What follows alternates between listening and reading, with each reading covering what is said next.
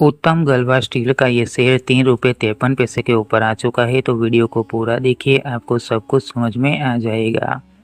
और किसी भी स्टॉक की कंप्लीट इन्फॉर्मेशन आपको चाहिए तो कमेंट में उस स्टॉक का नाम लिख दीजिए, मैं उस पर भी वीडियो बना दूंगा।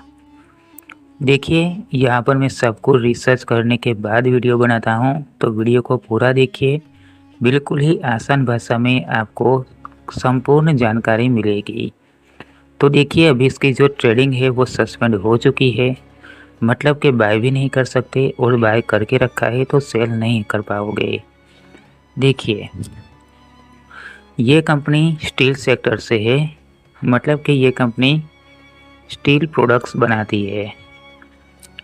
लेकिन यहाँ पर देखिए, प्राइस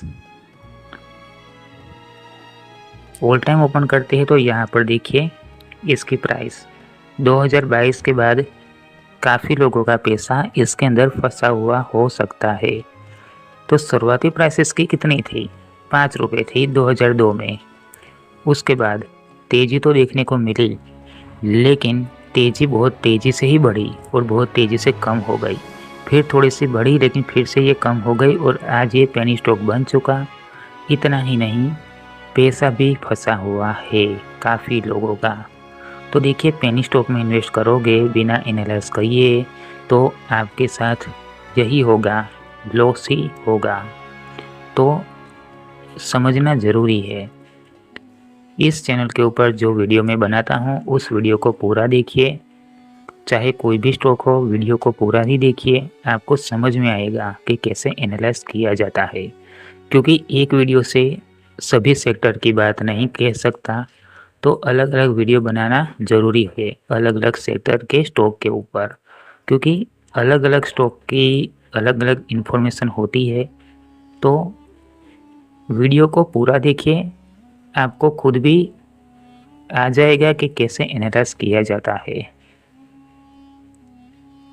ये स्टॉक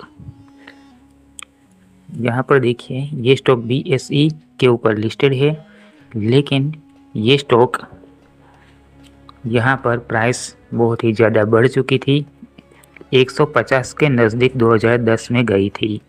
उसके बाद फिर से ये कभी भी 100 रुपीज़ तक भी नहीं पहुँचा है। रहे क्या? देखिए, जीरो है वॉल्यूम, मतलब कि बाय नहीं कर सकते, बाय करके रखा है तो सेल भी नहीं कर सकते। अब देखिए, इसका कोई फंडामेंटल है ही नहीं। एक बात मैं आपको बता देता हूँ, अब यहाँ पर बाय नहीं कर पाओगे, और अगर बाय करके रखा है तो पैसा नहीं निकलेगा, क्योंकि कोई गारंटी नहीं है और कोई भी नहीं बता सकता कि फिर से इसकी ट्रेडिंग स्टार्ट होगी या नहीं, क्योंकि फंडामेंटल इसका है ही नहीं। फाइनेंशियल भी इस कंपनी का कोई डेटा ही नहीं है, यहाँ पर तो अवेलेबल नहीं है। और इनके पास नॉन करंट एसेट्स कितने हैं वो भी कोई नहीं बता सकता। क्योंकि यहाँ पर देखिए, एक बात ही यहाँ पर समझने वाली है कि जो स्टॉक बहुत ऊपर से गिरकर नीचे आया है, 150 के नज़दीक इसकी प्राइस थी वहाँ से, और फिर से ये 50 रुपये तक भी नहीं पहुँचा, तो ऐसे स्टॉक के अंदर इन्वेस्ट कर लोगे तो आपको लॉस होगा। और बाद में ये भी हो सकता है कंपनी डिलिस्ट हो जाए तो आपका पैसा जाएगा और वो पैसा वापस भी नहीं मिलेगा, क्योंकि पेनी स्टॉक है, रिस्क होता है पेनी स्टॉक के अंदर। और यहाँ पर तो ये समझना ज़रूरी था कि बहुत तेज़ी से प्राइस 150 तक पहुँची और बहुत तेज़ी से ही नीचे आई है 3 रुपये तक। फिर भी अगर ऐसे स्टॉक को बिना एनालाइज किए ही इन्वेस्ट कर लोगे तो लॉस होगा। तो ये वीडियो मैंने इसीलिए बनाई है कि जो लोग नए इन्वेस्टर हैं, जिनको पेनी स्टॉक ही पसंद है, सस्ते शेयर खरीदना चाहते हैं, उनको ये बताना चाहता हूँ कि एनालाइज कंप्लीट कीजिए। अगर एनालाइज करना नहीं आता है तो कमेंट में उस स्टॉक का नाम लिख दीजिए, मैं उस पर भी वीडियो बना दूँगा। उस वीडियो को देखिए और सीखिए, क्योंकि ये चैनल मैंने सिखाने के लिए ही बनाया है।